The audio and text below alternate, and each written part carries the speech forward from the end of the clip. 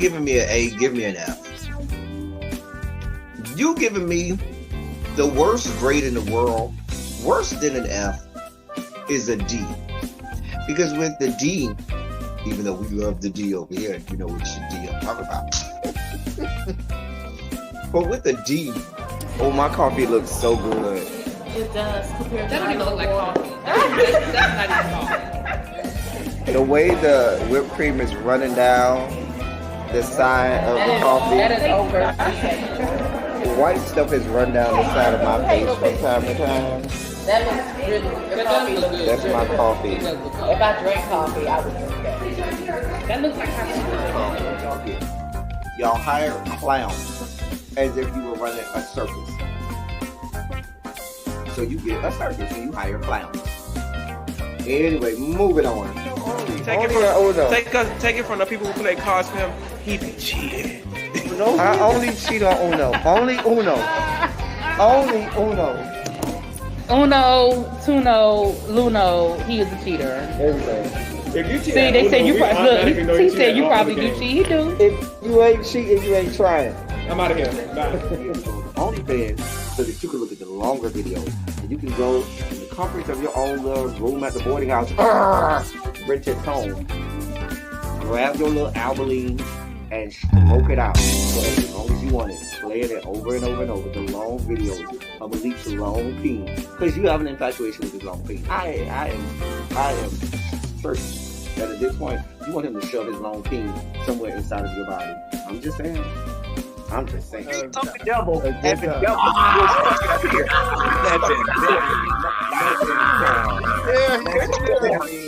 Here he go.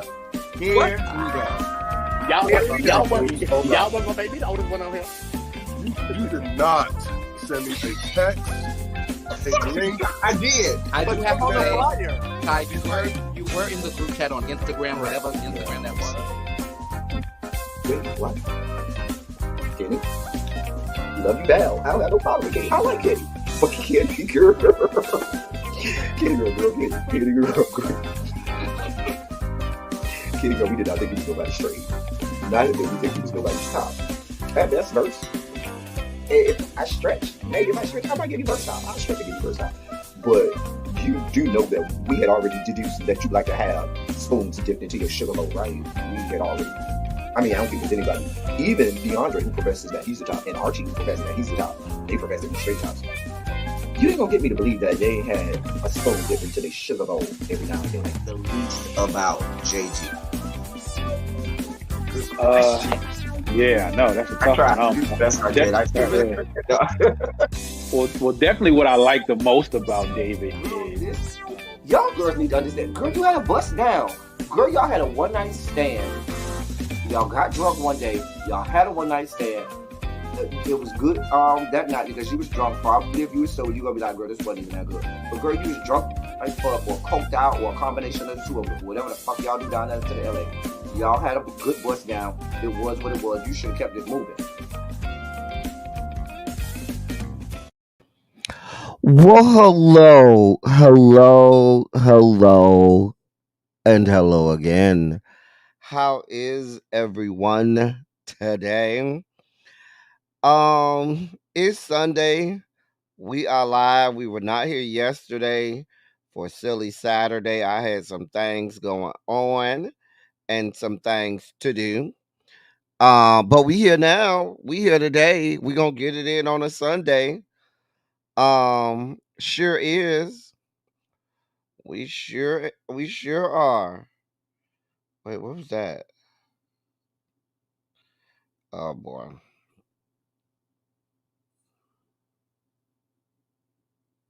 Anyway, I gotta look at that when I get done. But yes, we live, y'all. Hold on. Hold on.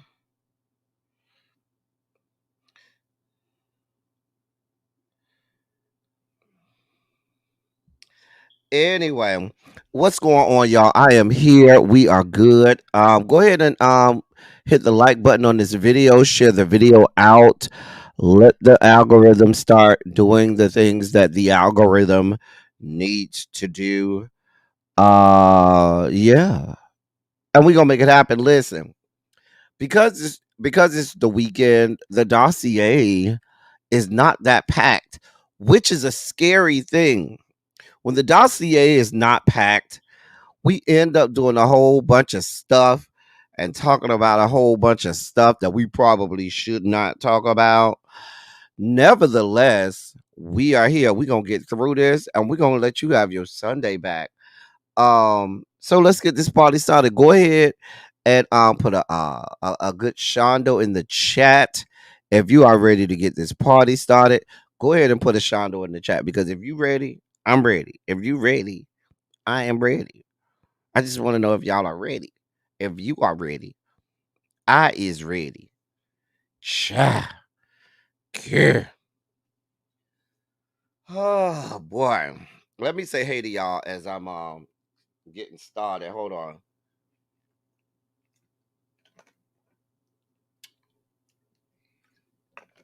Mm.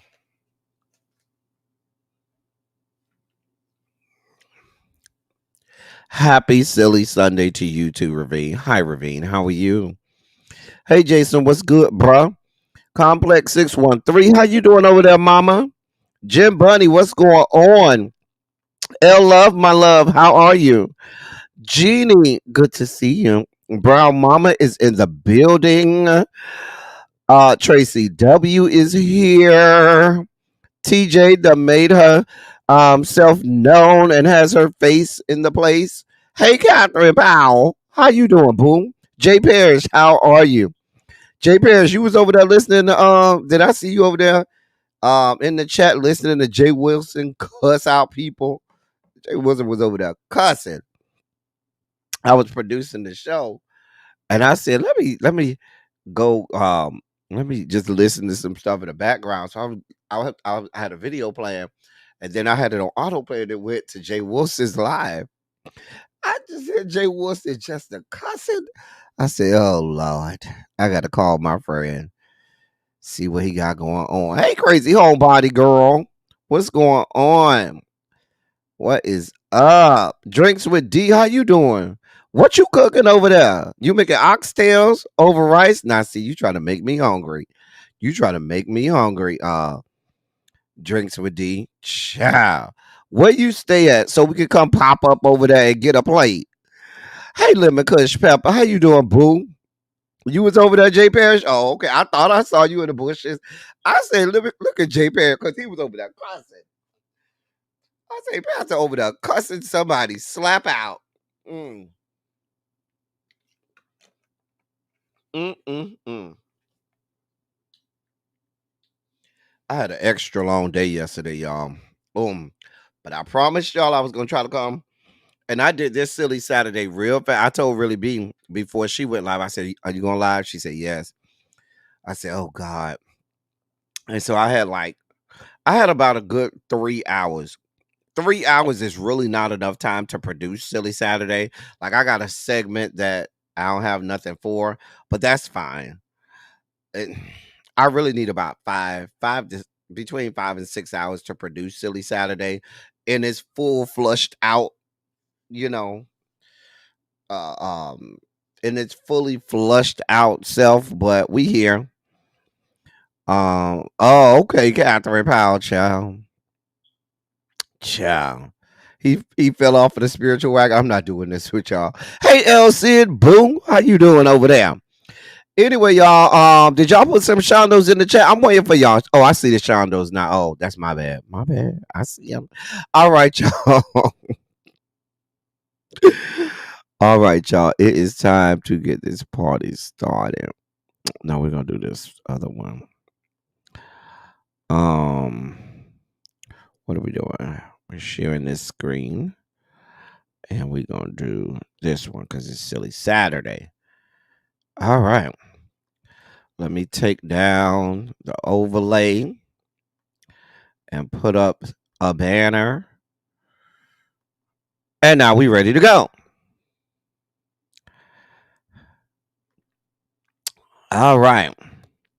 Well, it is now time for my favorite segment, which is the hashtag ABCs. Here's our first hashtag ABC. Listen, let me help you understand. I'm sorry, let me explain. For those people new here, hashtag ABC stands for a bitch can't. And this section is for headlines that we saw. Well, we just don't have the energy. We don't have the bandwidth. We do not have the intellectual or intestinal fortitude to deal with whatever fuck shit and fuckery is in the headlines because we just don't want to deal with it. Can't do it, won't do it. So it ends up in the hashtag ABC section because we just not going to do it. Jennifer Lopez and Ben Affleck reported. I don't even need to read no more. Once it said Jennifer Lopez and Ben Affleck, I'm just saying. Right. Exactly, Fran. Hey, Fran, we over here strip searching mice for a fuck to give. Just saying. I just don't have the anything with Hey Ho, J Lo, and Matt Damon's flunky. I just don't have the energy. I don't. Nope. Don't have the energy. Won't make the energy. I can't do it. I'm gonna leave it to y'all. Fran, you can have it. L said, this is all you. If y'all want it, this is all y'all. Y'all can have it. I can't do it. Okay. I can't do it. LC said, move it along. A bitch can't. Okay. LC, a bitch just can't. God. Lord. Jesus. I don't think nobody cares. We don't care. We really don't care. I promise you we don't. Hey, Shay, what's going on, boo? I promise you we don't care. Ma'am, sir, go with God. Go with God. Oh God. Oh, jeez. It's always some motherfuckers we just don't give a damn about. Who we just want off our goddamn phone screens and computer screens and TV screens. Just go away. Why is Drea Kelly in the in the news on my timeline? Just go away. God.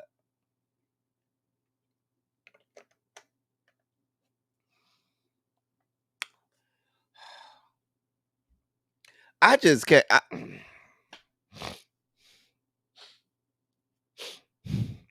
I don't know.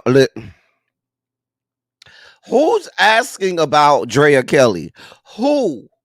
Who is in whatever media room, whatever production room for whatever blog and says, "Oh, Drea Kelly just tweeted something," and who's the person that makes the decision to say, "Yeah, that's the story we want to put in our blog today. That's the story we want on our website. That's the story we're going to put on our Instagram timeline." Like, what editor, what producer says Drea Kelly is the story that we want to feature today? I'm just saying. Hey, Watermelon Sugar, how you doing? I ain't seen you in a minute. Listen. Like, I just don't understand. Like, this, listen, El said the news cycle would never be slow enough where Drea Kelly would not be in the hashtag ABCs. We just don't. We just don't have no. We don't have time. Uncle Luke, I don't. Quiet as it's kept, I read what this was about. This really could have been in the dossier because this is a conversation that could be had. But I figured that y'all would read the headline and y'all would be like, I don't have this type of time. Oh, okay. Well, Watermelon Sugar, you know, we'll add you to our prayer corner. We'll make sure that we are praying for you. Because you know, when life puts you in a headlock, then you got to flip that bitch over and put it back in the headlock and say, I got this. Now, the argument that Luther Campbell was making was that female rappers today, as opposed to most male rappers, there's a faction of, or a large percentage, he said, of the female rappers that rap about explicit things involving sex and stuff. So he was saying that they owe him credit because he paved the way, because before him, you know, it was hard. They probably wouldn't have been able to do that. Now, to his credit, he did. He is the one that changed the game, that had to get explicit lyrics labels put on his music. Went to court and, fought in the courts and all of that stuff. So it did kind of pave the way for explicit lyrics on songs, but they don't owe you a goddamn thing, Luke. Let's be clear. I'm just saying. Not how many grandbabies you got you don't know about. TJ says she gonna need you to stop. Luke, don't look at me. It's TJ. Don't look at me. That was TJ. You go see her. Two Live Crew was fighting in the Supreme Court. They were. Luke was right there. Fresh Kid Ice. What was the other one name? It was Luke Skywalker. It was Fresh Kid Ice. And there was the other one. Jason, what was the other one name? The Fresh Kid Ice was the one who I think he was half Asian, or he looked half Asian. What was the other one name? Jason. I don't know. I mean, Luke, we cannot take that from you. That is the God honest truth. You took that mess all the way to the Supreme Court and won. And yes, hey, Miss Baythang, paved the way for rappers today to do that. And I mean, but some male rappers rap about have explicit lyrics too. It wasn't just about sex, even though your court case was about sex, but it opened the door for all explicit lyrics. That being, vulgarities and curse words and even epithets, and as well as the sexually explicit lyrics. So yes, but please, sir, please, nobody owes you any. I'm not gonna say nobody owes you nothing, because you did open up the door, but sir, you're getting besides yourself. Okay, don't go asking for flour. Listen, Captain D say he's coming. Listen, child. Jason, what was the I can't think of it. Somebody gonna tell me the name of the third guy from Two Live Crew. It's gonna come to me. I remember Fresh Kid Ice, Luke Skywalker. I think it was three of them. I don't know. And you think I would know, because these are Miami people. But I can't think of the other one. Being 13 months from 60, when do you get too old to be trying to be a rapper, Luke?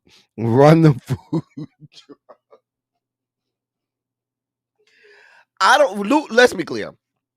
Luke ain't out here trying to rap. Now, Luke back home in Miami, Luke, he does a lot of stuff with politics. Believe it or not, Luke is heavy, heavy, heavy, heavy, heavy, heavy, heavy, heavy vested in politics. I mean, you all would be surprised. If you don't live in Miami, you would know. Hey, Montrez, what's good, bro? Luke is heavy into politics. Heavy. He's also heavy into sports now too. He does some of the y'all will call them Pop Warner football leagues, but we call them Optimist football leagues in Miami. So you see him doing a lot of coaching with them as well, kind of like Snoop Dogg does it as well. He's heavy into that as well. He also does sports radio in Miami as well. He does sports radio in Miami as well, but he is heavy into politics. Matter of fact, he's so heavy into politics, a lot of people who run for local races will go on his radio show and to interview with him, to talk politics with him, because they know he reaches a large segment of the population with black people. So yeah, Mr. Mix and Brother Marquise, thank you. It was for them. Okay.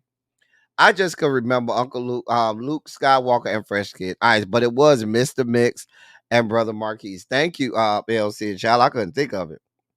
Hey, Chloe, what's going on? Yes, Chloe, he is a football coach. Pop Warner Little League football. We call it Optimist. Anyway, this the ABCs, Luke. We got this type of time to be spending on you. Can I just go forward? Because I don't even have I don't have the energy to say this whore's name. I don't have I don't even want to speak her name into the zeitgeist. A bitch really just came with this one. Can't do it, won't do it. I'm not doing it. Nope, nope, nope, nope, nope, nope, nope, nope, nope, nope, nope, nope, nope, nope. Not light bulb head. I can't unsee that. Jen Bunny, why did you say that? Oh my God. I cannot unsee light bulb head. TJ, it's not even, listen. She at this point is so ridiculous. She's so fucking ridiculous. It's not even worth dragging her about. Like, she's not even in the sunken place. Listen, that bitch is in bizarro world. Do you hear me? Like, she's in another whole dimension. I don't understand where y'all find these people from. But I'm not going to even speak her name. A bitch just can't. Nope. Can't do it, won't do it. Nope. Baggert. Let's delve into the dossier. The dossier is not that packed today, so we should be able to get through the dossier real quick. I'm just saying. Hey, boy, I don't like boys with hoop earrings. Like, hoop earrings, men with hoop earrings went out with the, 80s? When were hoop earrings in style? That was the 80s, early 90s? Like, I feel like hoop earrings went out of style like 95 or 96. I'm just saying, you got 2 hoops in each ear, girl. It's 20. I think we've had you. I think this picture is from probably like 2022. Because you've been in the dossier man since 2022. He's been out in the dossier guy since 2022, right? For those of y'all who've been here, do y'all think it's time for me to change my people that I have for my people? Should I change the hashtag ABC guy or my in the dossier man? Who's never gonna change is man? Don't ask me to change man. I'll fight y'all about man. Child, you're not worried about the is. Speaking of which, we do have palate cleansers today. That's what took me so long. Palate cleansers is what take me the longest time to do. Keep them okay. So don't change none of my dudes. Okay, well, let's dive into the dossier. That's Matt Barnes, and that's his son. To the right. So apparently, he said his son had a rough week, honey. A real rough week. What happened to the son? Well, let me tell you. As you can see, the son was hospitalized. The son had sticking up middle. That's the middle finger. The son is sticking up, by the way. Anyway, the son was hit by a car. He was hit by a car and had to have an emergency appendectomy. Child. I'm just saying. But that's his son Zay, who was first hit by a car on Wednesday while jogging. What kind of jogging you doing? Like, you don't look both ways before crossing the street? Isn't that like first grade, kindergarten? Look both ways before crossing the street? Child, I guess. Anyway, he was jogging and got hit by a car. And that led to him in the hospital. He then had to go back to the hospital because he started complaining about pains and had to have an emergency appendectomy. And he says the doctor said that his son, quote, had the largest appendix he's ever seen that hadn't ruptured. End of quote. Um, uh, sir, it's a slow news day. That's the only way. That's the only reason you are in this. I don't care. Why for, sir, did you think it was a good idea that the picture that you want to put up of your son is the one of him flicking the middle finger at him? I'm just trying to understand the level of parenting that we got going on here. Hey, Cajun. I mean, we're glad that the young man is okay. That he is recovering and all of that stuff. We wish him a speedy recovery. But I'm just saying, I have to question your parenting when your child is so so easy, so okay with flippantly shooting you the bird while y'all are taking a picture of him, and then that's the picture that you post. Because let's be clear. I don't think my parents have ever seen me flip the bird ever. Have I flipped the bird? A whole lot of them. Probably hundreds of thousands of birds have been flipped by me in my lifetime. Have I ever flipped a bird with my parents in the room? Maybe if I didn't, no. But I damn sure ain't got my parents, especially not that young, not as a teenager. My mom, dad, grandma, grandfather taking a picture of me, and I'm flipping the bird.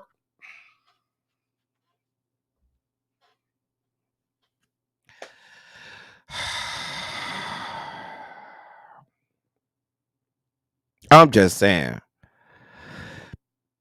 I thought he was Hispanic. He might have Hispanic. He might be half white. I don't know, Xavier. I expect you to be able to go go look it up, Xavier. Come let us know, please. And how you doing today, Xavier? I'm glad you're here today. I'm just saying. I give it out like, listen, I give them out like Skittles. Bitches fuck around. Bitch, fuck you. And see, I do the old kindergarten white girl middle finger where you roll all of the fingers back. So for emphasis, not the middle finger like that. You got to do the whole white little 5-year-old white girl. Hold all the fingers back, middle finger. Okay, for emphasis. Just saying. Why, friend? Like, I don't even know that. You talk about me being in the hospital. The hospital, what they would have been operating on is that finger. I'm just saying. Oh, his mama white. Oh, okay, okay. That explains. Mm, Child. You say your finger is prominent. Okay, baby, I need you to see it all of it. Child, girl. Anyway, come with God. Oh God, Jesus, why is she not in the hashtag ABCs? God, Lord help us. Oh God, Lord, why is she on my screen? Oh God, child, care. Nicki Minaj is in the news. So apparently, she's being sued by one of her fans. She has pissed off one of the Barbs, and they are and he's suing her. Yeah. She was named as a defendant in a lawsuit filed by plaintiff Tamir Peak in Los Angeles Superior Court. Um, According to court documents, Tamir refers to himself as one of Nicki's most ardent followers for the past 15 years and claims he helped her career by promoting her 2023 album Pink Friday to, you know what? Just that line alone saying that he helped her career by promoting her app. I'm not even a barb, but that statement right there, let me keep reading. These are the barbs we're talking about. They listen. These whores have a lifelong wrestling match with delusion, okay? all of the Barbs. I mean, they have a lifelong wrestling match with Delusion. Anyway, he says things got bad for him in 2017 when Nikki went through her Nikki hate train, as he called it, phase, leading her to accuse fans like him of being paid moles sent to sabotage her. He claims Nikki publicly ridiculed him, inviting him to her hotel on one occasion to film and embarrass him in front of 100,000 viewers on Instagram Live. The documents say Nikki also mistreated him during a Super Bowl weekend event in 2020 when her husband, that sex offender guy, battered him. Tamir also says Nikki later sent him a DM referring to the incident. Then in 2024, he says he got messages from from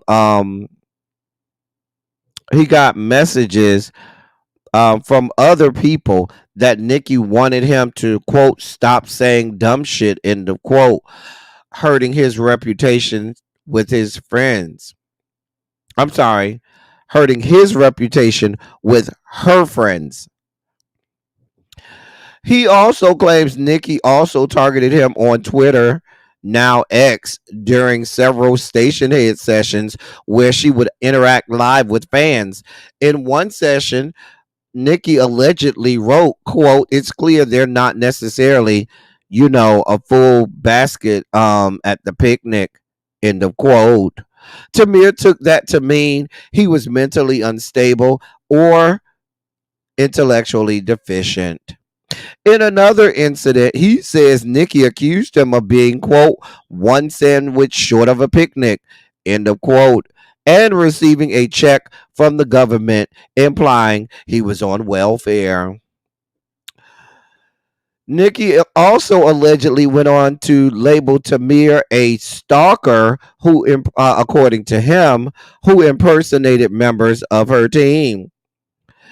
As a result, he sued Nikki for $5 million in damages for reputational harm, emotional distress, and financial loss.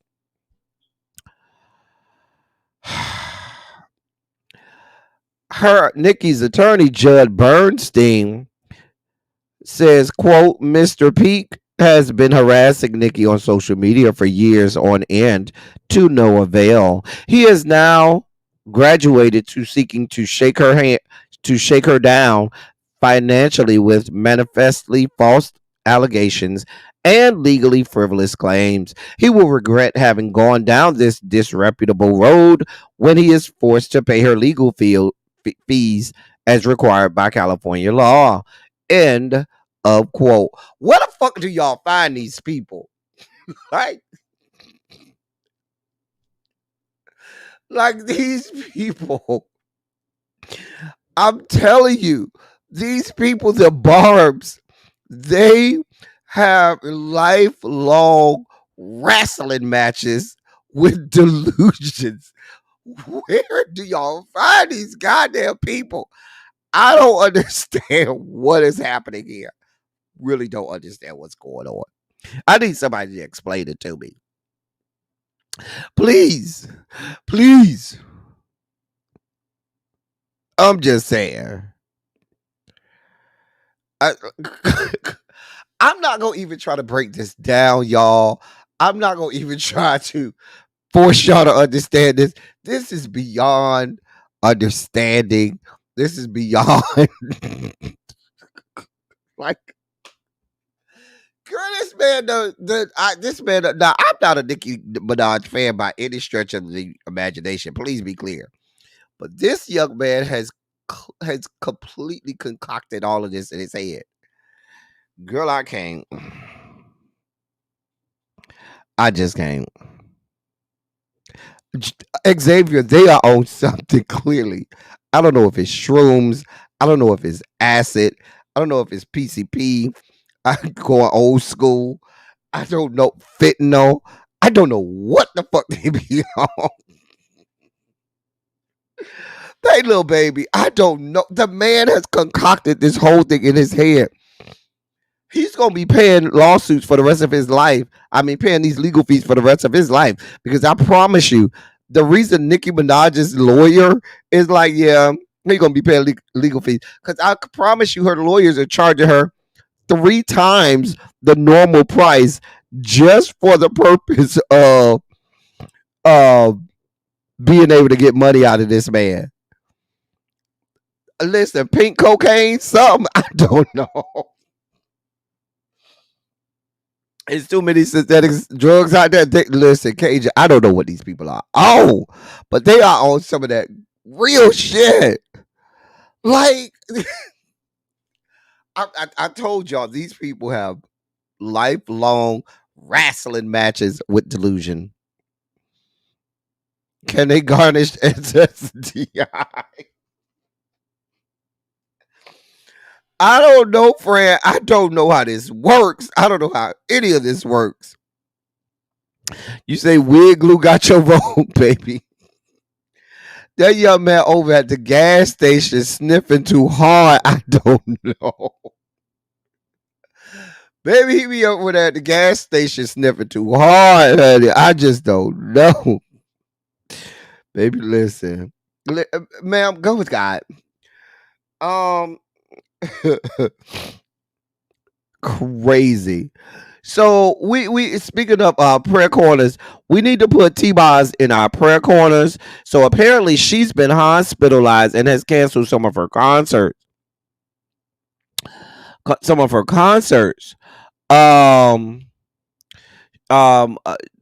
She's suffering from what they say is an abdominal blockage that landed her in the hospital. The medical crisis meant that TLC couldn't perform last night at Foxwoods in Connecticut, and they couldn't perform Friday night either at the New York State Fair in Syracuse. She's in the hospital also after what she thought was food poisoning. But like they said, she thought it was food poisoning, and then it's some type of abdominal blockage. Now, they said the show on Friday cancellation came just 30 minutes before the scheduled start time. So, and they thought it was food poisoning, and they rushed her to the hospital, and 24 hours later, she still got issues going on. Now, we're praying for her because, she suffers from sickle cell, and, and she's battled that. Hey, sweet pea, she's battled sickle cell her whole life. And so I hope that this is not a flare up or any type of situation involving that, involving her sickle cell. But we'll be praying for you, T-Boz. We love you down. That's one more classic contralto over there. I'm just saying, T-Boz was over there singing them low notes a long time ago, before a lot of the girls. Anyway, girl, we love you down. We are praying for you. We hope that you have a speedy recovery. Girl, you might just need some rest, mama. Just go get some rest. Lay down for a spell. And then, take about a week or two off. And then come back. And then you'll be right back at it. Hey, Sharice Boo. But we saying our prayers for T-Boz. We praying for you. So, have y'all been paying attention to this situation with the spaceship and shit? Put a 27 in the chat if y'all been paying attention to what's going on up there. Like, I'm just... Listen. I don't know if y'all been paying attention, but it's looking like... Hey, Symmetry, I ain't even see you slide up in here. What's going on, boo? Hey, Omar. I didn't know you was in here either. They said you be sliding up in stuff all the time, Omar. I ain't gonna tell you what they told me you be sliding up into. But hey, Omar, I ain't mad at it. Get it how you live. Slide up on in there. Slide up on in there. Anyway, so during a news conference yesterday, NASA explained that Butch Wilmore and Sonny Williams are expected to return in February of 2025. While because they were on the Boeing Starliner. Hold on one second.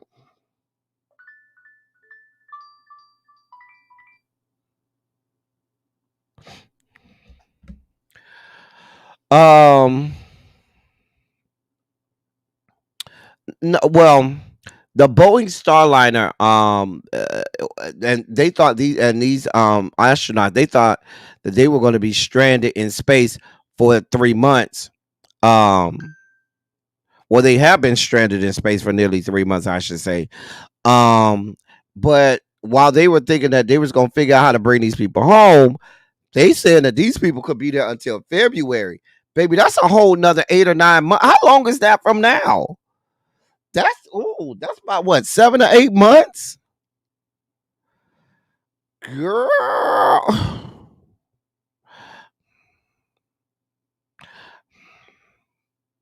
This went from them being stranded for 3 months. Now you talk about 10, 11 months. People be done had kids.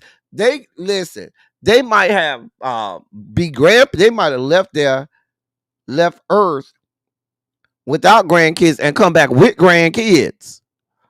Girl, listen, let me help you understand something. While I'm sure it's cool to be up in space, but I probably would only want to be up in space for a small amount of time. Let me tell you something. You telling me I got to be stuck up here in these confined spaces? And it ain't like you could just say, oh, girl, let me go outside and get something else. Girl, you is stuck. I'm telling you, claustrophobia would start to slip in. Hey, Pinky Tiki, baby, I can't do it. So y'all done already had these people stranded for 3 months, and now they stranded up there for another 6 months.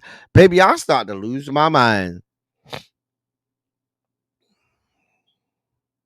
I'm just saying. Yes, they still there. They say they ain't gonna be able to bring them back till February. Girl. Girl.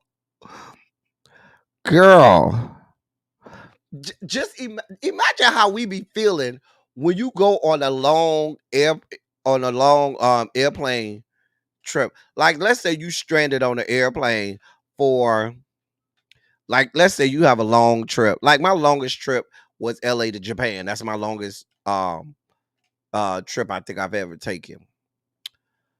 So you have some plane rides that's 16, 17, 18, that you be stuck on a plane.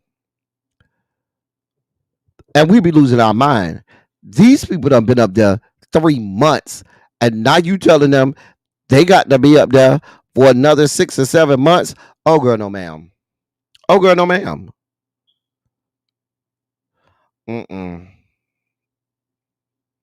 Child, if that lady wasn't as old as she looked, I'll tell you she coming back pregnant. I'm just telling you what I know. But the fact that she look like she got grandkids already, you ain't got to worry about that.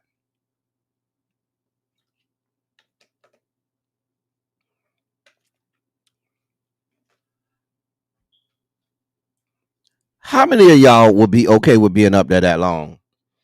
I just want to know, because some of y'all built for this type of stuff. I can't do it. Well, they say they've been stranded up there for 3 months, so they probably been up there longer than 3 months. It's so much fun, Montrez. It's so much fun. I recommend that you go if you can go. The oldest woman to have a baby was in her 70s. Mama don't look like she having nobody's baby. Let's be clear. El Sid say she don't even want to be home that long. Baby, listen. Y'all remember how we was when we were stuck in the house for COVID? And you talk about stuck in a real confined space like that? Can't do it. Won't do it. 2019. It was for my birthday. What did we do? I can't tell you on the live, Montrez, but just know we did everything. We was there for 5 days and 6 nights. Me and some friends. Yeah. I can't even tell you that trip because we promised ourselves what happened in Japan will stay there. We went to a lot of places too. They did say Miss Roro was making a another appearance. Mama said she needed to circle back. Child. Anyway, we praying for y'all. I'm not gonna tell y'all to go with God because y'all way too far up there. Y'all might, try to go for real. Come on home at some point. Um. So once again, y'all's former president is in trouble for playing people music. You gonna get enough of playing these people music. So now the Foo Fighters have told Donald Trump, listen, no, no more. So he's been playing one of their songs, My Hero, and or at his little rallies and stuff while he comes out and stuff. And he played it at the rally where Robert F. Kennedy came out on Friday night in Glendale, Arizona, and he played My Hero by the Foo Fighters and had fireworks and all kinds of shit playing. And one of the members of the Fighters said, yeah, he said, he said, they were like, because some people started tweeting, did y'all give him permission to play that? And they were like, let us be clear. Their official website said, let us be clear. No. So I'm sure there'll be a cease and desist coming out real soon. What I want to know is why y'all not being petty like he do. See, Donald Trump is the type of person that will be petty and throw you in court with a frivolous ass lawsuit just to scare you or just to get you to not bother him. And these people like Taylor Swift and the Foo Fighters and who else, and Celine, have legitimate reasons to sue him. And y'all just not taking his bitch ass to court. Listen, I have his ass in court all the time. The bitch so used to being in court, he might as well come on back. Come circle back to the courthouse. Cause he had an issue with Isaac Hayes' family at one time because remember we did the story about him doing the song "Hold On, I'm Coming." He done just been out here playing people's music with reckless abandon, and y'all keep playing with him, baby. Listen, I would sue his ass. All of that campaign money will be going to him paying for playing my music without express written consent. Y'all playing too many games, and the fact that he keeps being allowed to do this and ain't nobody saying nothing, nobody's checking him. I don't know. I don't know.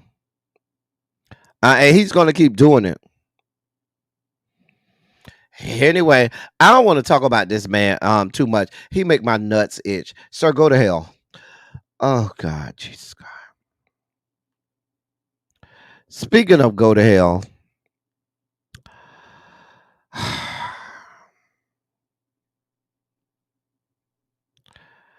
Do I need oh dear God.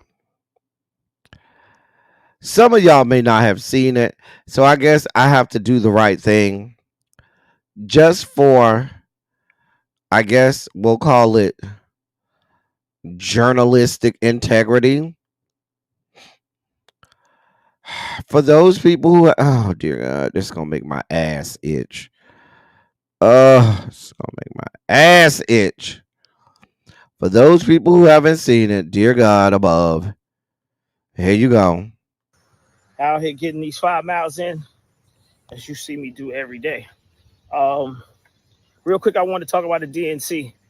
I feel like the DNC has been going amazing, but I also feel like tonight, Kamala Harris has a pretty difficult job, right? And it's interesting because the Republican correspondent that's been doing the roundup after the DNC has ended, he asked the question that I kind of asked Kamala when we had our second meeting.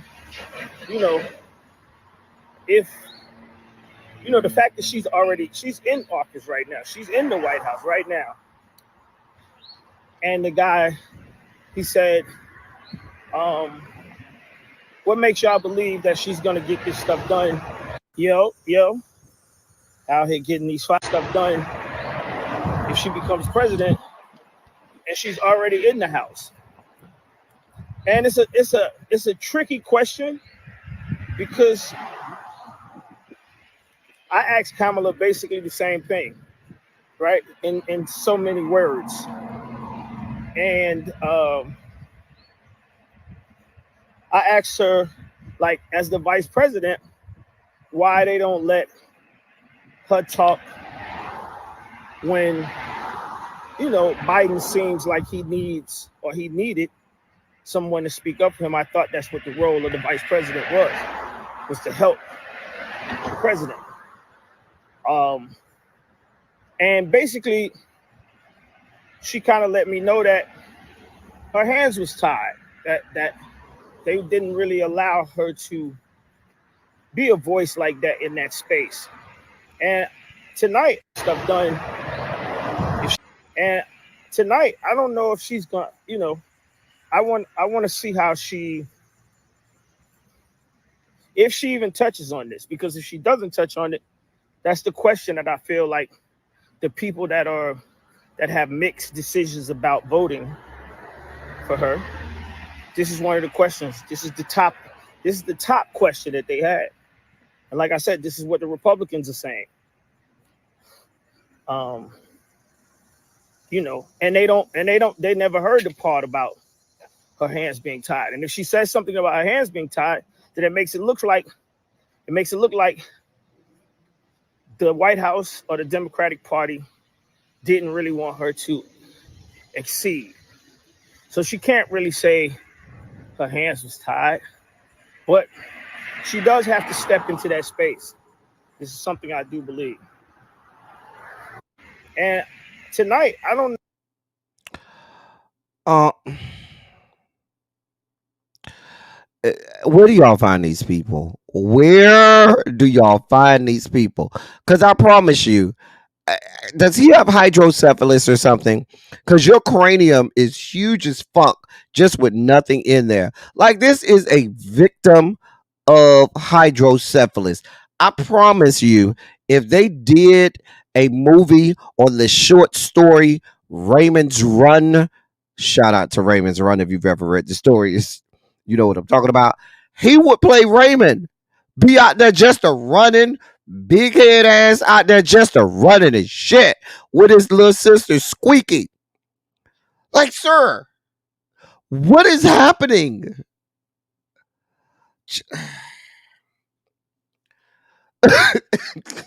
I'm just saying. L Love, you know he could play Raymond if they made Raymond's Run into a damn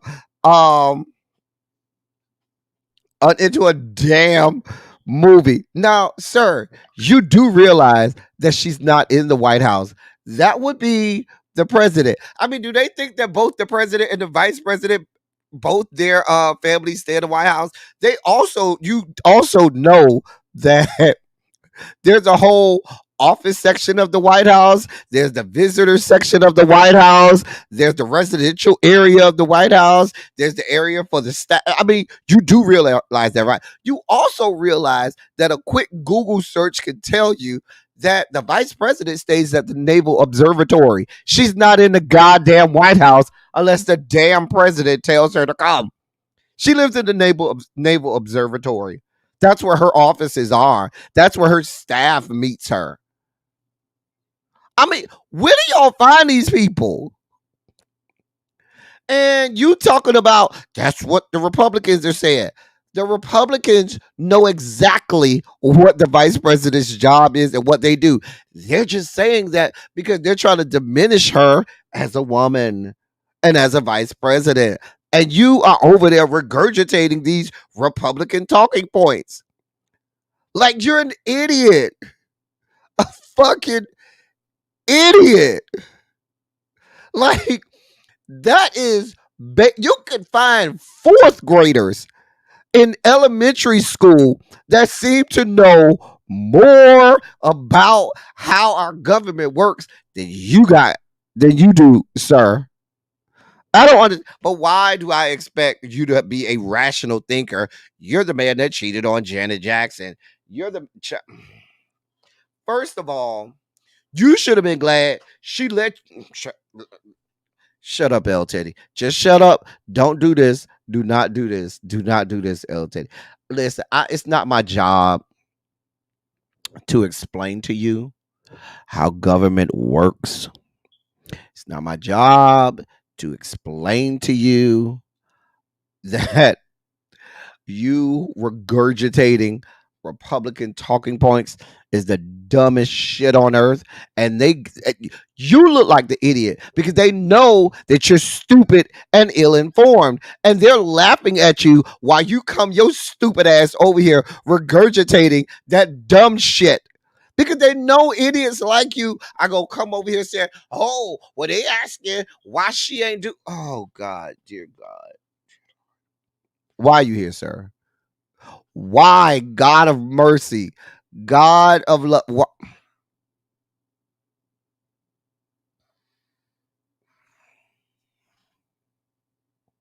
At this point, we're not even taking advice from you on music because you ain't doing a goddamn thing even within the industry of music and music producing.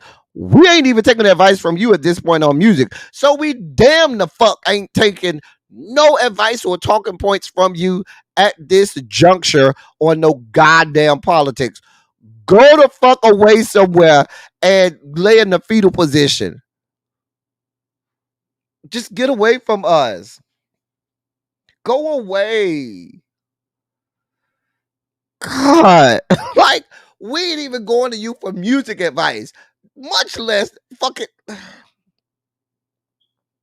You do realize also, even if she was in the White House, sir, you do realize how politics works. There's this whole branch called Congress. Ever heard of it, sir? Like, so I'm not going to explain this to you, sir. Go wear your little knee-high socks and shit. Go and wear your little leprechaun outfits and shit. We don't have this type of time. Okay? Hey, Harold. Hey. Like, we do not have this type of time. Like, a fourth grader could teach you apparently more about politics than you know right now. Jesus God.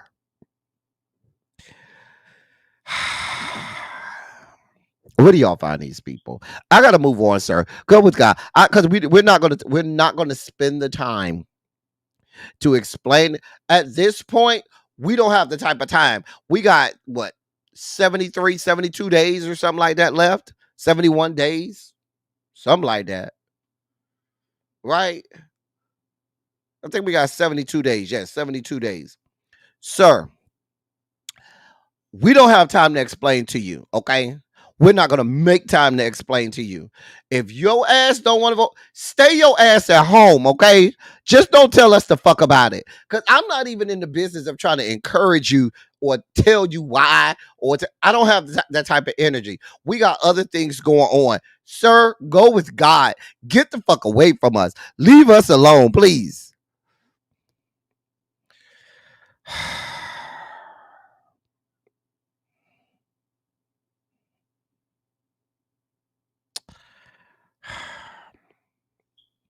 That took a lot out of me. Sorry, y'all.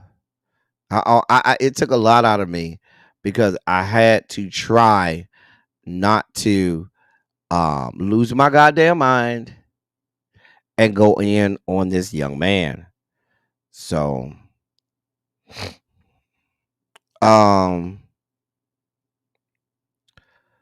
let's not do that, Cajun. I'm gonna remove your comment, but let's not do that, Cajun. Let's be respectful. Let's do that, please. And that's the only time I'm going to tell you that, Cajun.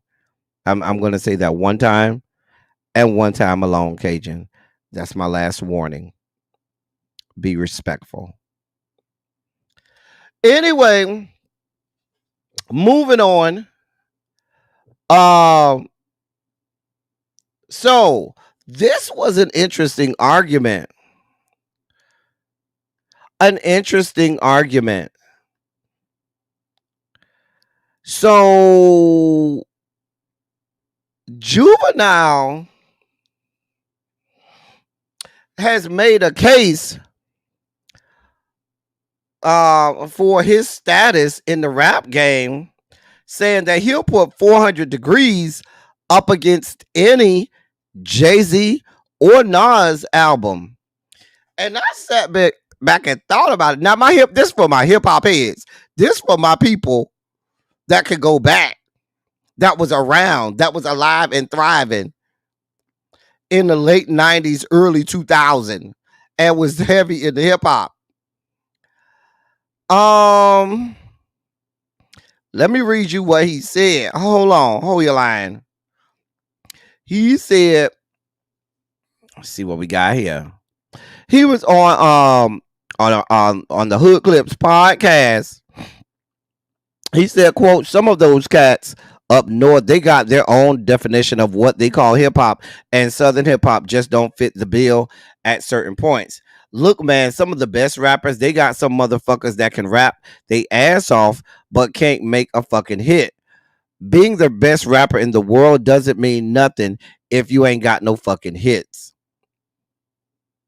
Well, he then went on to say, quote, go check the numbers.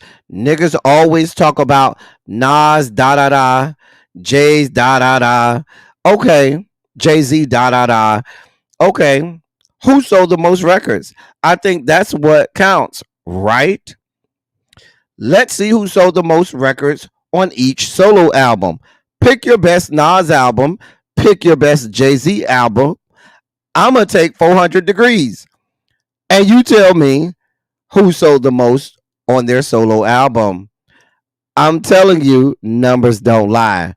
Go pull up Billboard numbers for all-time record sales per album and see where all these hip-hop heads that you love so much, see where they rank at. I posted it one time because I wanted people to see it. Just go pull that up and see where your all-time favorite rapper is, because I think a lot of them got it fucked up. End of quote.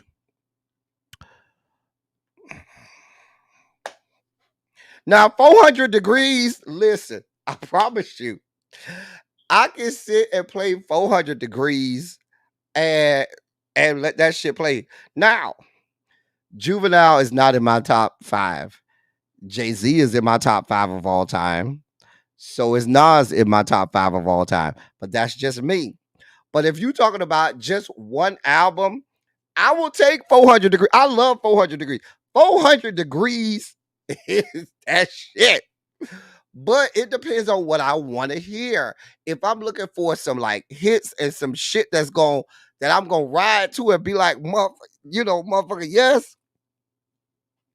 400 Degrees go hard every day of the week, twice on Sunday. We'll never get old. It's so many. Every single fucking track on 400 Degrees is a banger. I don't give a fuck what you say.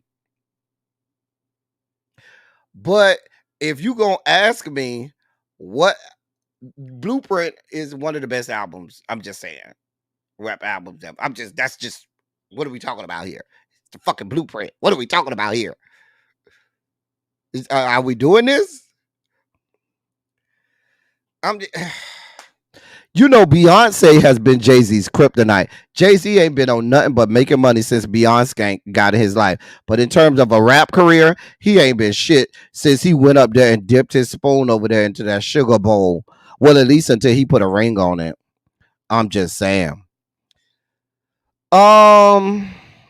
Nas is like 13 or 14. You're not allowed to be in this conversation. If you're gonna say Nas is like 13 or 14, Xavier, never into a conversation about who is best rappers of all time. You're not allowed to enter the conversation. Fuck out of here. And you said Nas is 13 or 14. Xavier, never mentioned rapping in your life again in life. But listen, I could listen to Illmatic all day long too. I could listen to the Blueprint all day long too. I'm just telling you what I know. And let's not act like Jay don't got no hits. Now, Nas is an awesome rapper and a great lyricist, but Nas doesn't have as many hits, what people will call certified hits, as Jay or Juvenile. That I will say. But Nas is a better rapper than Juvenile, yes. But if we talk about just one album, if you said, I'm going to give those three, I'm going to say the fact that you put Eminem in your number, this is why I said you can never enter the conversation about best rappers. Because Eminem being your number one, this not your wheelhouse, Xavier. It's okay, Xavier. It's okay. Just just watch from the bushes. We're gonna let you watch from this ain't your thing, Xavier. It's okay. If you gonna give me, I'm gonna give you those three: Illmatic, the Blueprint, 400 Degrees. How are you ranking them? 1, 2, and 3. 1, 2, and 3. Okay.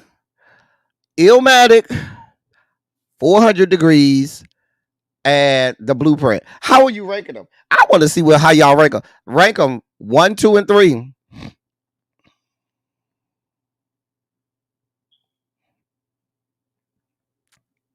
I'm just saying.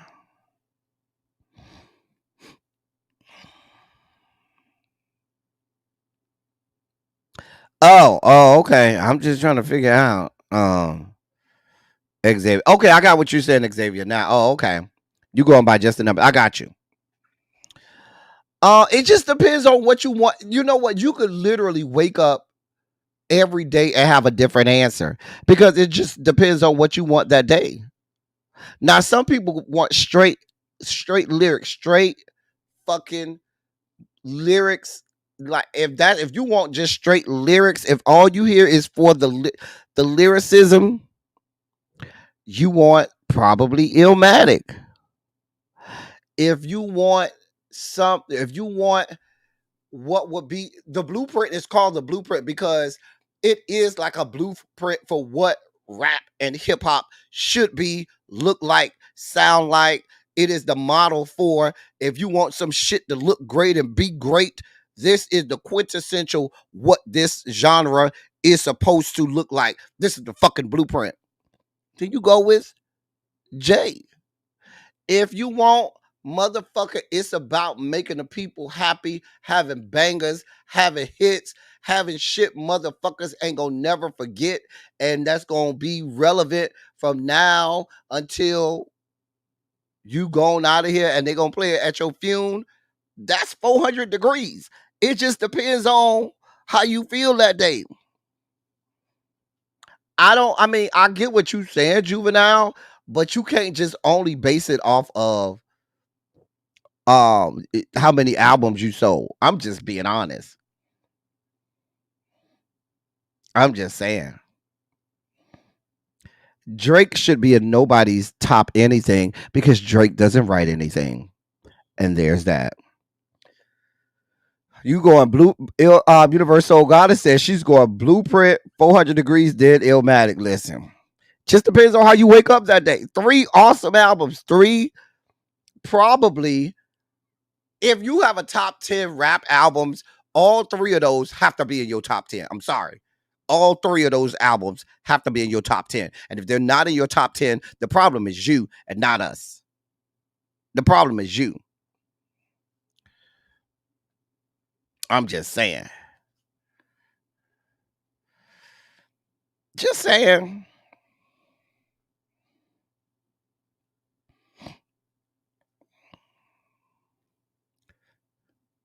MSP is wrong. Listen, Juvenile, listen. That's for the people to argue, okay? That is for the people to argue. We're going to let y'all have that argument. Who wins the argument? I don't know. But that's that. Listen, as a tribe head and as a person who subscribes to a tribe called Quest being the greatest rap group of all time, me and my fellow tribe heads, y'all know what one of our arguments always is? Low End versus Midnight Marauders. I personally always argue Low End Theory is the best tribe album. Then you got stupid ass motherfuckers that say Midnight Marauders. And I can't help those ill-informed people. That's what I tell them. I can't help that those people are slow. I can't help that those people are ill-informed. I can't help that those people are missing chromosomes and think Midnight Marauders is not as good as, is better than Low End Theory. But I'm telling you, it's the Low End Theory than the Midnight Marauders. I'm just saying. Just saying.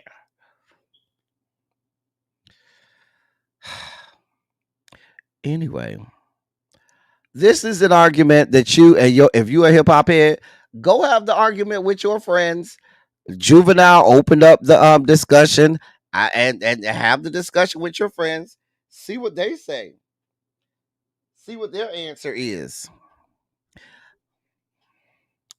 All right, ladies and gentlemen, non-binary, gender-conforming members of our audience. Oh yes, it's time for us to bring out our boy Larry. It's time for your Sugar Spike segment. You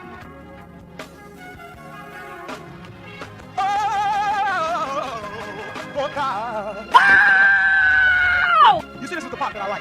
Major Sugar Spike. So love now, I want to fight. That he gave.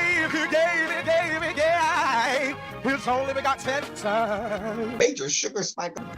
And shall ever believe.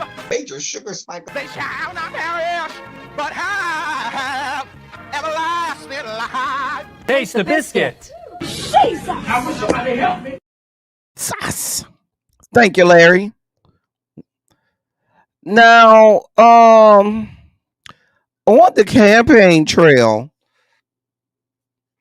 vice presidential candidate JD Vance has now gone on record saying that if a national abortion ban got to the desk of a would-be President Donald Trump, that he would veto the legislation.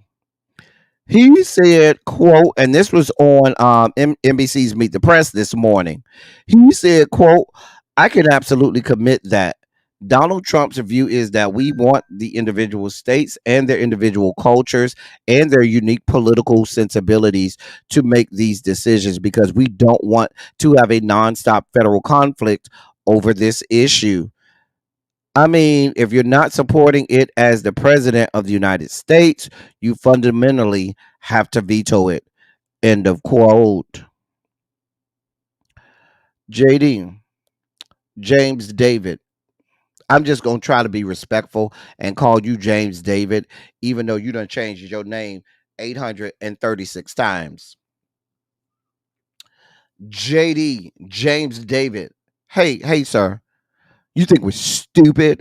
I mean, you just really think we're the dumbest fuckers on earth. You listen. Don't come over here with that, JD. Go over there to Jermaine Dupree. Go over there to Jermaine. Jermaine might listen to you, okay? Jermaine might listen to you. We ain't hearing it.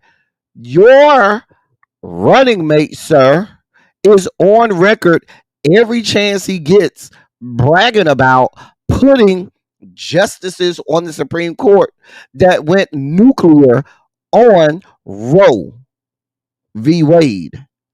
And now you expect, and every Republican fucktard this side of heaven damn near runs on wanting a national abortion ban or saying that they're pro-life. We don't need abortions anywhere. And you think that shit make it through the House and make it through the Senate with an affirmative vote? Do you, by Republicans, do you really expect us to believe that he's not going to go ahead and sign, that he's going to veto this?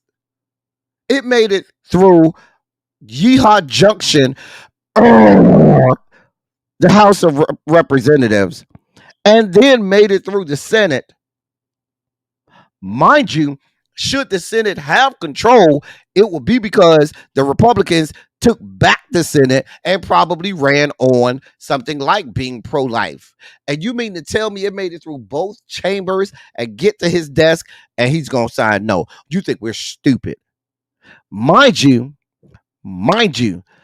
these are the same fuck bitches like the stupid ass justices that he put on the Supreme Court that went in front of Congress, that professed to everybody, no, I think precedent is precedent. I would stand on precedent. As soon as they got their ass in there, ceremoniously and summarily went nuclear on Roe v. Wade. And we're supposed to believe you bastards again? Suck my ass, JD. I don't have this type of time. I'm not going to even mix words. Suck out my asshole. I got to move on because I might spike out. You got to think we're stupid. Well, some people are spiking out on y'all's girl, Iyanla. Well, do I have the clip? I thought I had the clip. Oh, I do have the clip. Damn it. I thought I had the clip. Hold on, y'all. I don't have the clip. God damn it.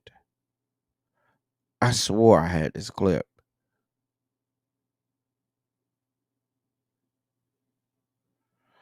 I don't have the clip. Oh, but I can play it from here. Hold on. I can play it from here.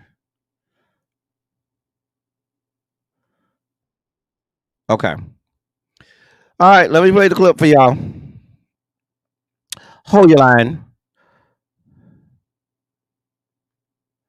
I can't get it on Instagram itself, but I got it from the website. Okay. All right, listen up. Here we go. Damn it. It's not what I want. Hold on. Why do you keep doing that? Hold on, y'all. Let me refresh this. Hold on for one moment. It's not doing what I wanted to do. How do we deal with those demons and still be honorable men that our image may have put forth? Well, first of all, don't call them demons and judge them bad and wrong. I mean, some of them. All things are lessons that God would have us learn. So you must first be willing to learn. And I just heard you say, I don't want to participate. I want to be a student. How many brothers want to learn? Or how many of them are holding on to their self-righteous dysfunction? Ain't nothing wrong with them. They got it going on. Because you said we ain't got no demons. Like, I think we got to call for what they are. Because Bill Cosby got some demons. Well, and that was someone I looked up to. But is that a demon, or is that a broken little boy who became a wounded man, who became purposeful to make people money, so they exploited his weaknesses and kept them silent for their own benefit? I am not justifying anything Bill Cosby did, but was he a broken little boy? Do we know who diddled him? Do we know what his ache was?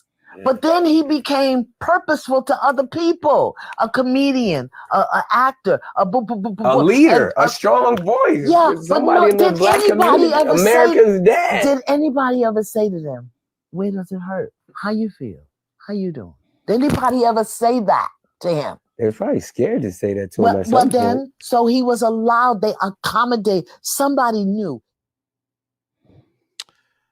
So...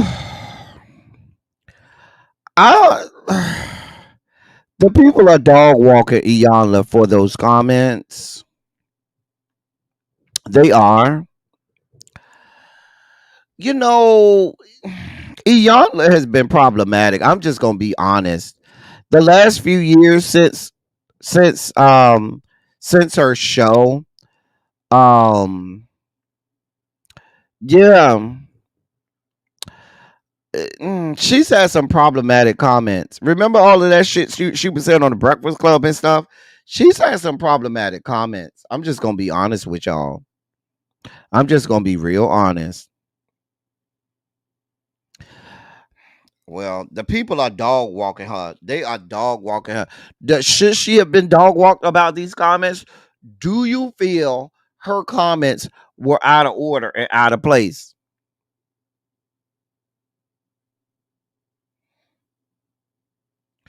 Um, I'm just saying. I'm just saying. Why does Nick Cannon sound more rational on this situation than you? I'm just asking that, Iyanla. I mean, but I don't. What are y'all expecting? Y'all expecting for this woman to really, be able to rightly divide the mental psyche, to be able to really go to town with regard to really unpacking what cognitively, emotionally, and things that people may be going through. The woman is not licensed anywhere in America with which to do that.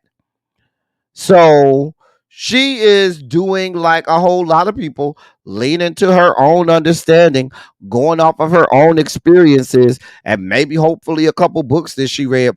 But she is not formally trained with which to do that. It's very well known.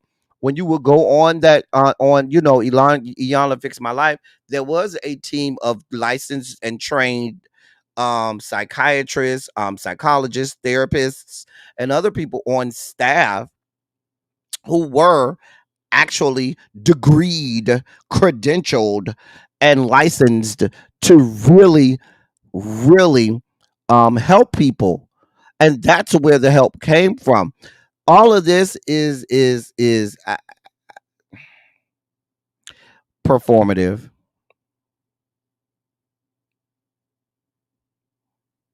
If I'm being honest, I guess she's still trying to get ratings.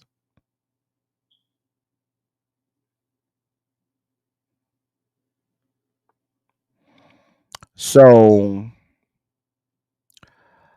I'm of the level of thinking, if you're gonna be, let me shut up. Nope, don't do that, L Teddy. Nope. Let me just go like this. And even if you are licensed, credentialed, and so forth, even sometimes they get it wrong.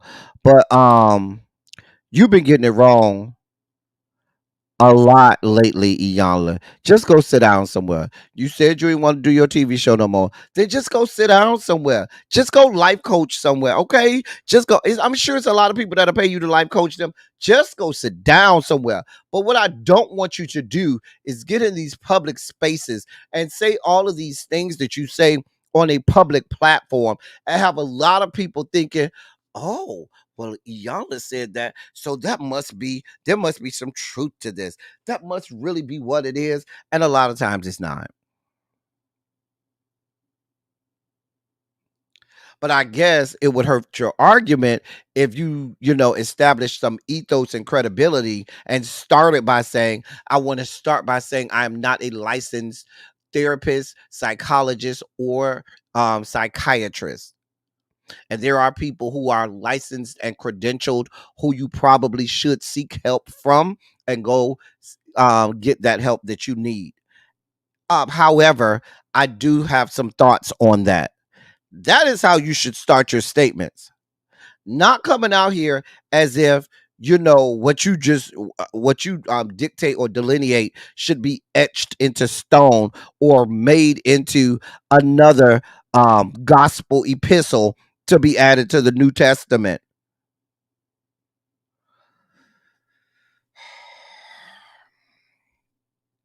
I understand she does not always lead with that.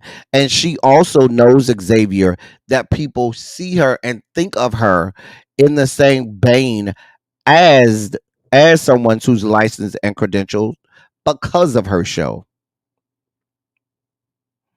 A lot of these people don't read.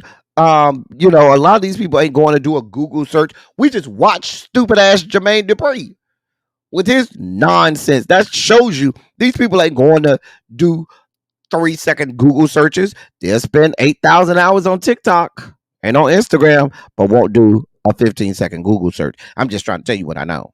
Hey, Spicy Original.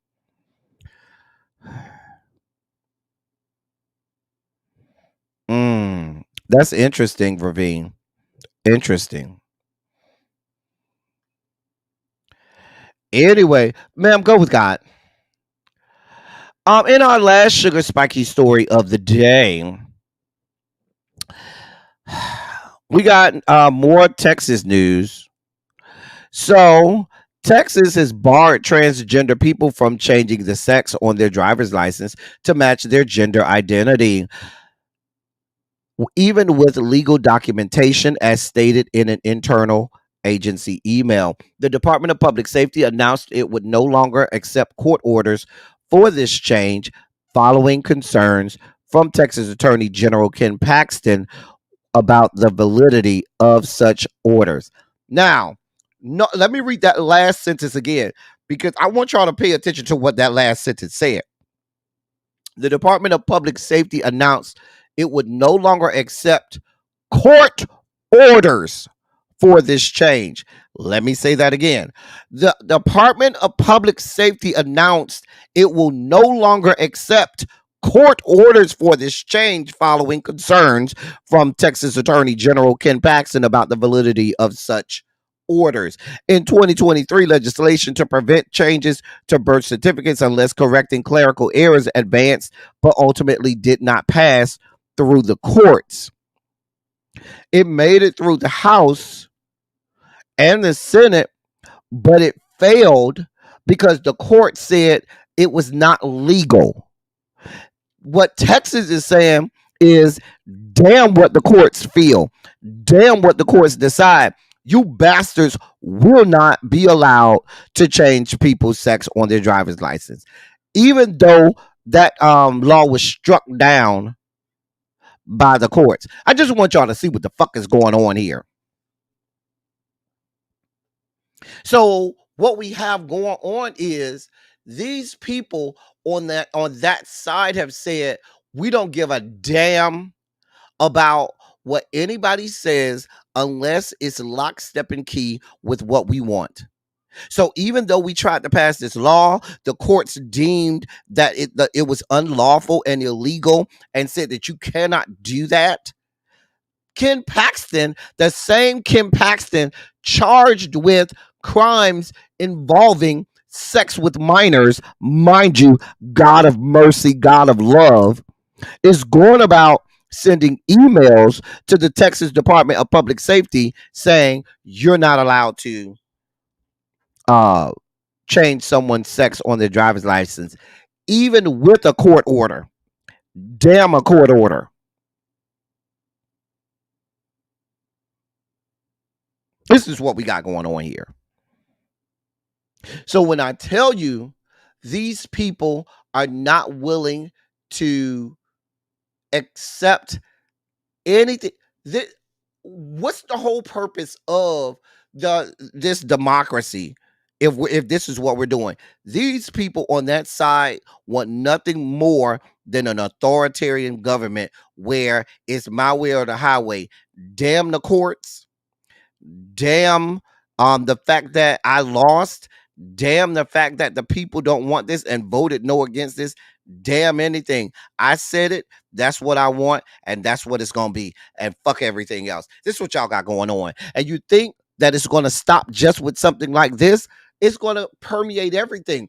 What do you think is gonna happen should these people lose the election in November? They're going to go to court. The court's going to say, yeah, the election was fair. There's no shenanigans. They're still going to come back and say, fuck the courts. Fuck how they feel. We still going to say that we didn't lose. This is what's going to happen.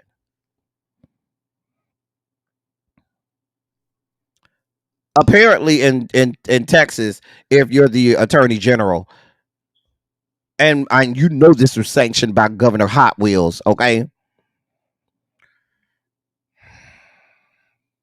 A mess. A mess. A goddamn mess. And people are looking at it, well, that's not my issue. That's a trans issue. It's not just going to stop there. When will marginalized communities understand? If they do it to one marginalized community, they'll do it to all of them. Let me move on because I'm about to spike out. It's time for Kornaki's Khakis Corner. Today we're in the great state of Washington where we have a gubernatorial elections.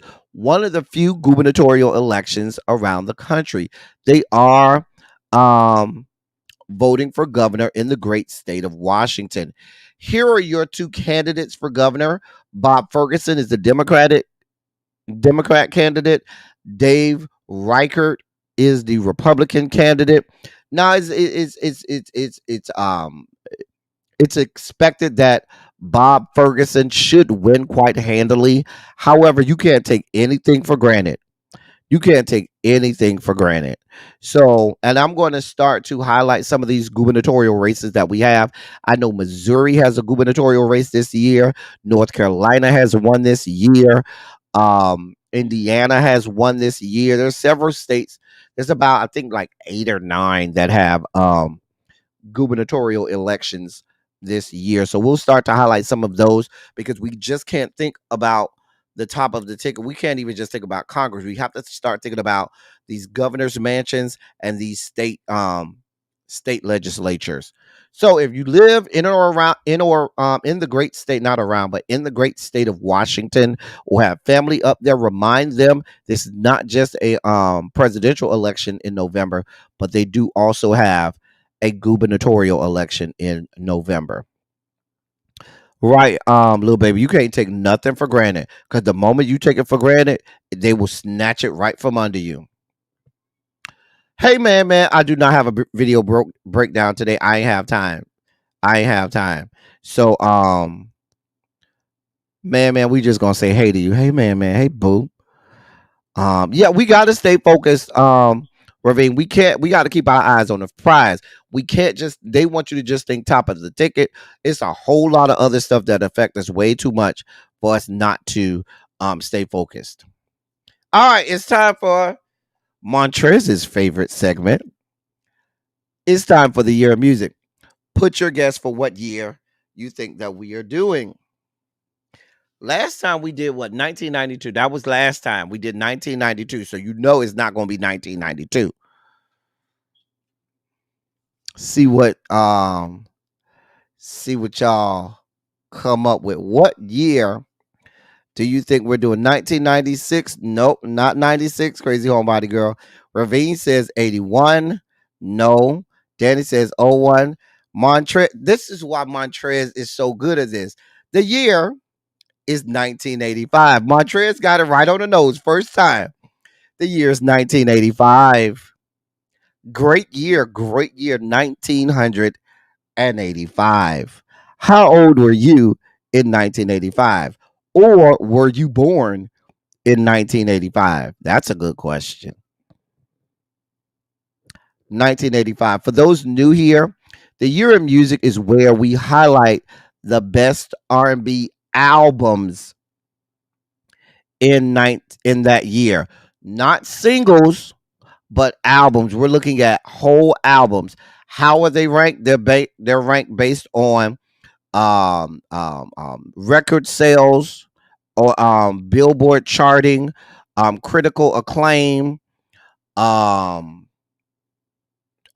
are the main 3 things: record sale, Billboard charts, and how critically acclaimed they are. Brown Mama, you graduated from high school in 1985. So you gonna know a lot of these, Brown Mama. Ravine, you was 13. You gonna know a lot of these, Ravine. Crazy Homebody Girl, you was born in 1985. Some of these songs, some of these albums might have got you here, Crazy Homebody Girl. TJ, you was -2. Okay. Cha. Jason, you was 13. Okay. Jeannie, you say you was a freshman? All right. Hey, Antonia. All right.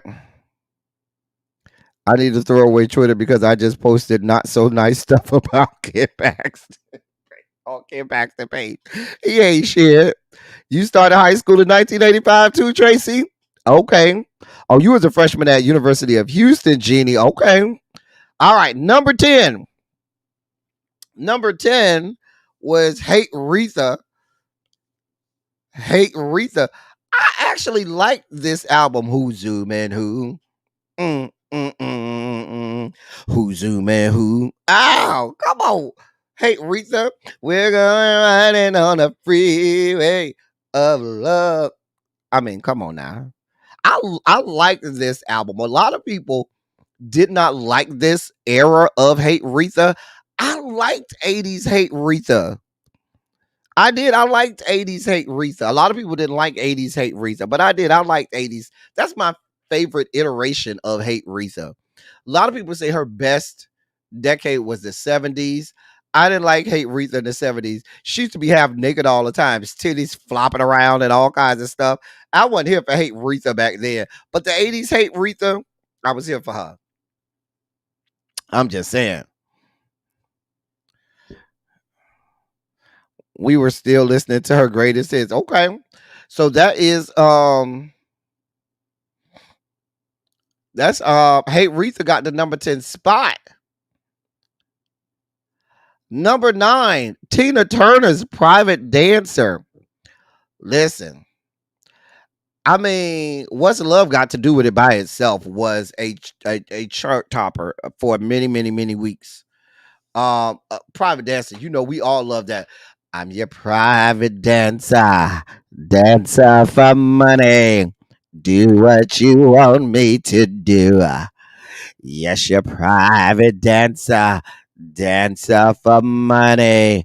Any old music will do. You know, Tina Turner was doing the low voice stuff, low raspy voice before T-Bonz came along. T-Bonz was a little girl, and Tina was already doing it. Okay, girl.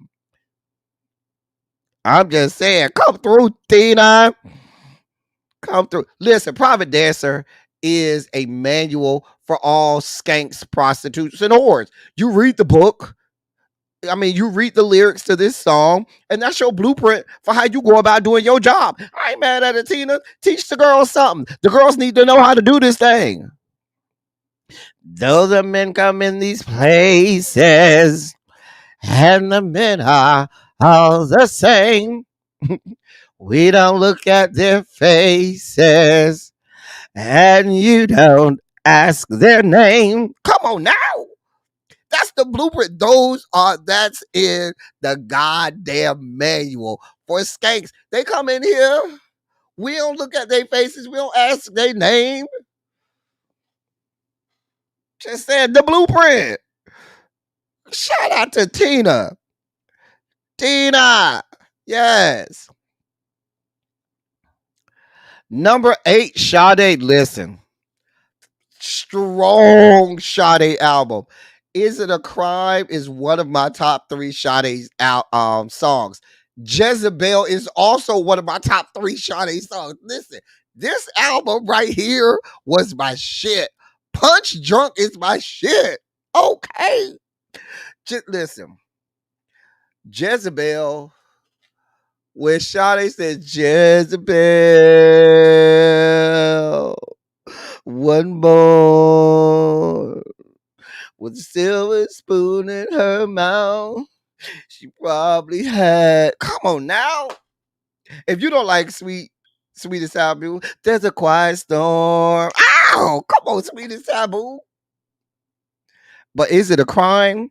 If you've never seen Sade sing Is It a Crime live, Sade sings Is It a Crime? The Is It a Crime on the album does not do it any justice. You gotta hear her sing it live. The live Is It a Crime? Mama sings her fucking face off. You know how people be like, Sade really don't sing like that. You go watch Sade sing Is It a Crime and wait till she and wait and see how she ends that song. I'm telling you what I know. Telling you what I know. Love, love, love this album. Love this album.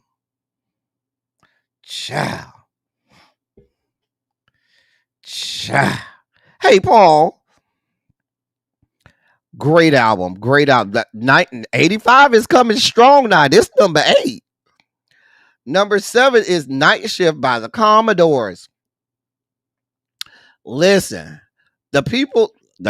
it was a chart topper. Night Shift, listen. You better ask Fantasia. Before Fantasia said, ever felt so ugly. Before she ever said that, the Commodore said, Jackie. I'm just saying.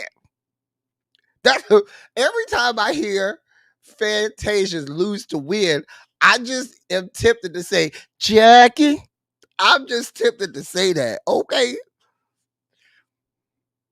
I'm just saying, gonna be some sweet sound going out on the night shift. Listen, this whole album, Quiet as It's Kept, was strong. Slip of the Tongue is strong. The Woman in My Life, strong. This was a strong album. And this was after Lionel Richie had left. And they were still out there doing their own thing by themselves. Shout out to the Commodores. Shout out to them. I'm just saying. That's number 7. Number 6, Ashford and Simpson's Solid album. Listen. It's old school right here. This is old school. Okay. Solid.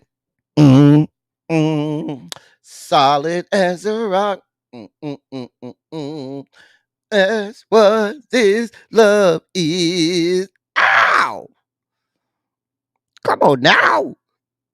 That's number 6. Number 5. Listen.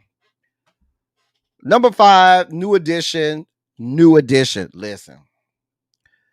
The amount of girls that lost their goddamn minds to this album.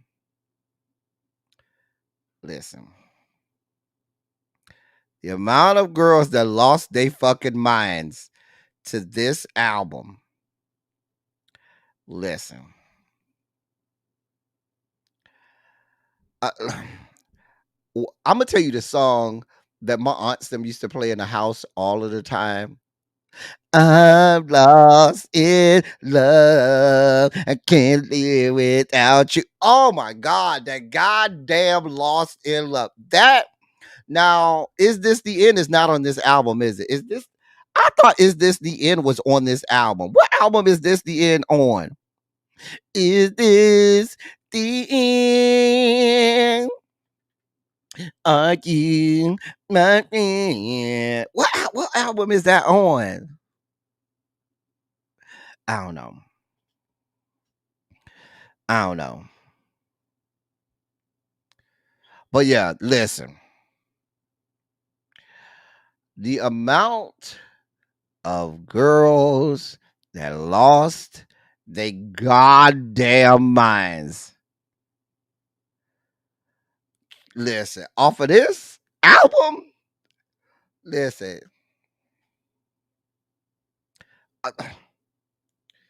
Let me help you understand something. Candy Girl was on that first album. Didn't that first album come out like a couple years before this? I thought that was on the album I thought that album came out like 83 or something like that. I thought the album came out like 82 or 83 or something like that. Child, I don't know. I was real little at that point. Real little, child. Okay. But yes. Now listen. 1985 said they did not come to play with you hoes, okay? They did not come to play with you hoes. You see them in them jackets, them members only jackets. Remember, this is 1985. Members only jackets were all the rage. Let me help you understand something. I'm trying to tell you what I know. It came out in 84. Okay. My Secret Was Your Song. Okay. Yeah. Some of y'all look like y'all about to lose it right now. Right now. Okay. Whitney Houston's first album. And this is number 4. Listen, I said, how did this make it as number 4? How did this make it as number 4? Like, this is top 3 of that year. Even though to me, the best Whitney Houston album is her second album, the one that came out in 87. But this album is right there. Listen, All at Once would never get old.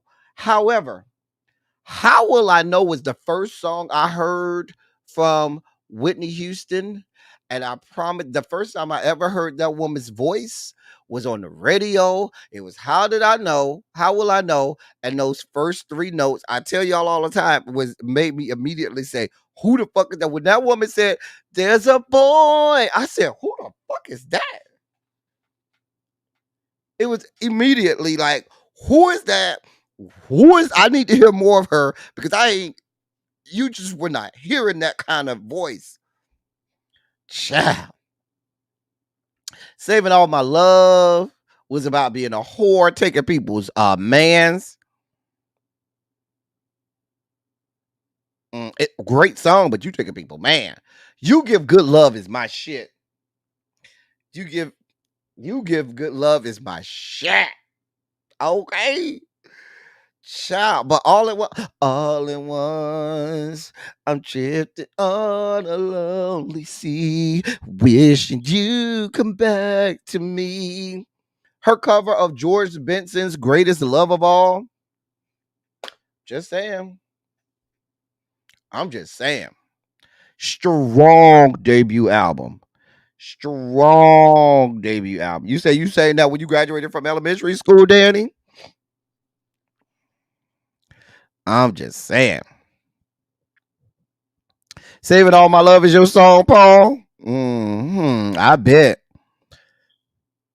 She was over there taking people, man, with Saving All My Love. We know what you was talking about, Whitney.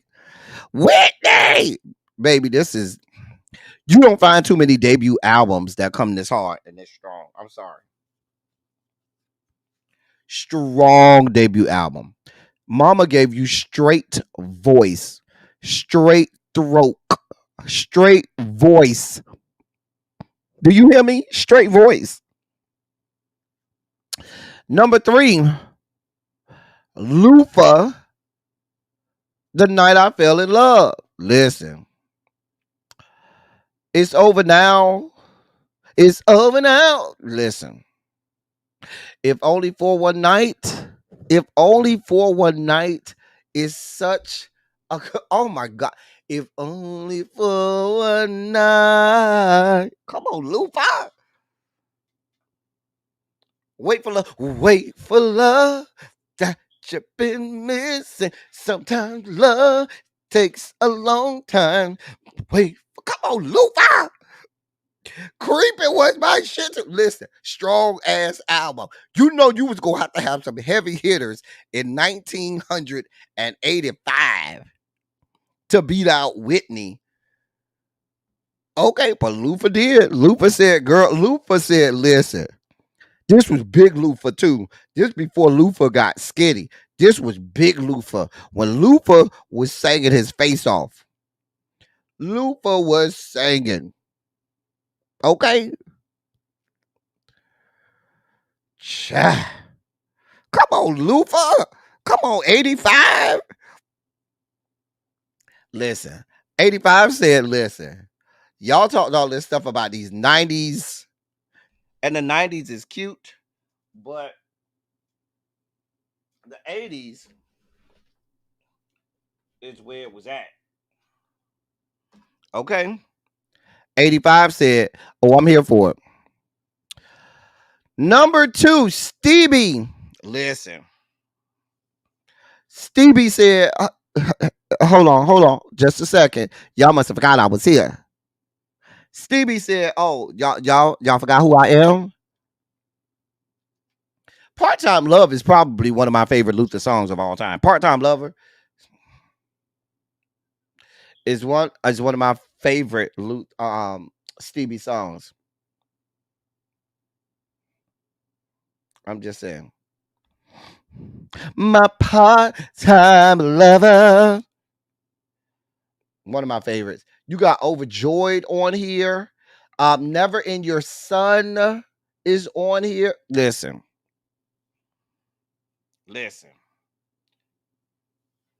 Say what you want. But Stevie said, Whitney who? Lou for who?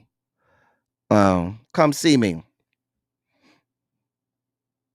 Stevie said, you got to come see me. And believe it or not, Fred, y'all be disrespecting this man. But every time I pull up a year in the 80s, this man is probably at the top of all of the lists. He ends up being the one with the most number ones on the charts the longest, and people don't give this man respect like he's supposed to have it. Y'all better put some respect on Freddie's name. Freddie said, listen, rock with me tonight for old time's sake.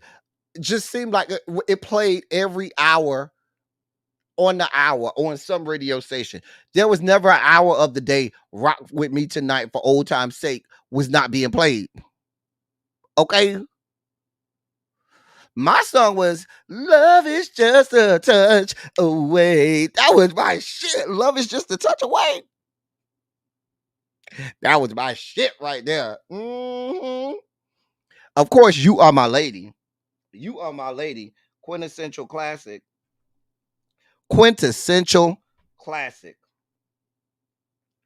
So, I mean, sing a song of love is great to listen.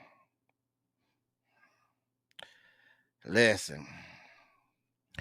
is Xavier, and what's so sad is that was during the time, that was during the height of HIV and AIDS, and then this was when you had to be closeted in the music industry. Had to be closeted. Had to. It was not even optional. You were not gonna get any type of record deals or nothing. You had to be closeted. You didn't have choices. So, shout out to Freddie Jackson for saying, listen, y'all can talk about Whitney, y'all can talk about Luther, y'all can talk about Stevie.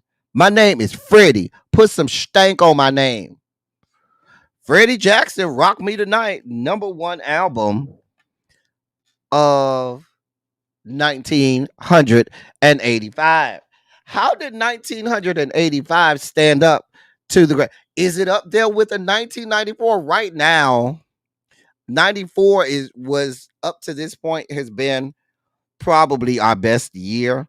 Is it up there with 94? 92 had something to say last time about 94. What's been the best year so far? 94 did come. 94 wasn't playing around.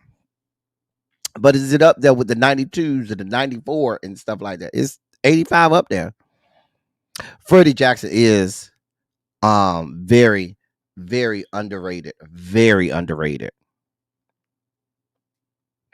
So a lot of y'all are saying, Chloe says yes. It's time for palate cleanses. Jason, you'll be glad to know we have almost just as many XX chromosomes as we have XY chromosomes. A lot of women's has made it into palate cleanses today. A lot of women's. Oh, this how we start? Oh. Oh, wow. That's a hell of a way to start. Oh.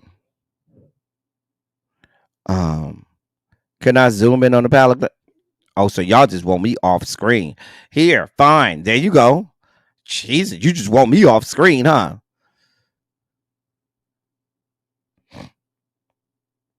For those of you into the salt and pepper, if you want the salt and pepper, there you go. Come on, dark chocolate. I had to look real hard to see that this man even got a tattoo. Can y'all even tell he has tattoos? That's how dark his skin is. He literally has tattoos all on his chest and over here on this arm. This tattoo has color in it.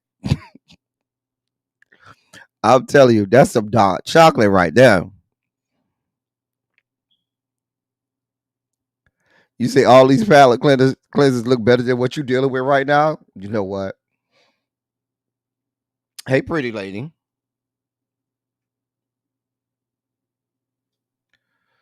Oh. Ooh. Now that's what I need right there. Mm-hmm. Oh. Nice. Pretty smile. Oh. Okay. Is that something poking out in the front, sir? I see something poking out in that orange section. Mm-hmm. Okay. That look like Miami. I promise you that look like Miami. You say non-bread eaters. Oh. Mm. Listen, the palate cleansers came out swinging today. Crazy homebody girl. They say they here for it today. They here for all of it. Mm. Ooh. That's what I need right there. Mm. I don't know how I feel about you sitting on that dirty ass ground though. I want you to get up off that ground. Pretty. What you drinking? Can I have some? Can I have some?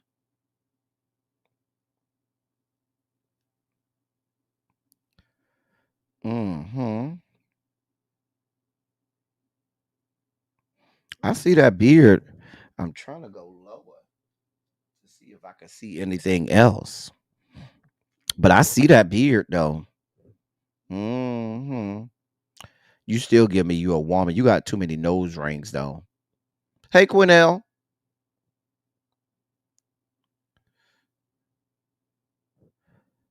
Ciao. Oh, there go another salt and pepper. There goes some more salt and pepper. Ciao. He look good.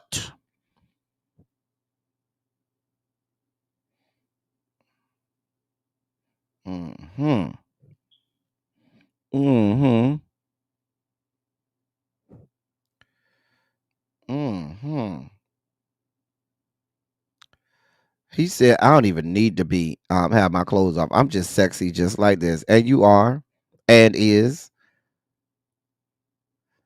Hey, pretty eyes. If them yours. Oh. Mm. Yes. Mm. That's a lot of man right there. That's a lot of man.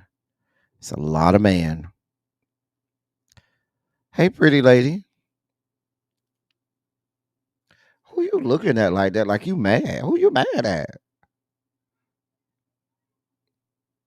Child. Oh.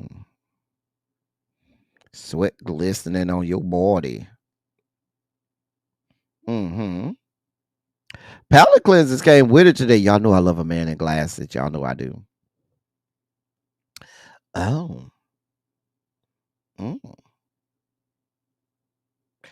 Oh. Oh. Okay. Yeah, the palette cleansers came with it today. They came with it.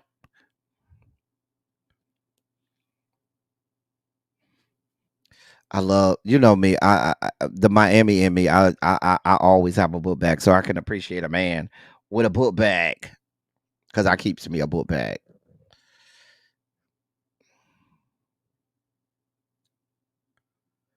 I feel like I should know. I did not do this right. I don't remember who's the last one. Mm.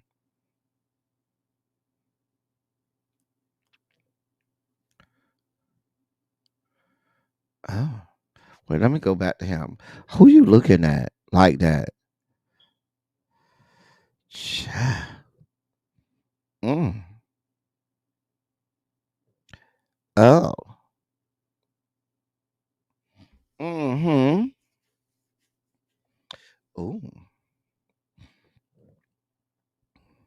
You just want to lick your screen? Child. Oh, now I would lick. That makes me want to lick the screen. Hmm. The hips don't lie. The hips don't lie. Oh, hey, boy. Oh, there's a dark man with a beard. You know, y'all loves y'all a dark man with a beard. Dark chocolate with a beard on it. That's all y'all need.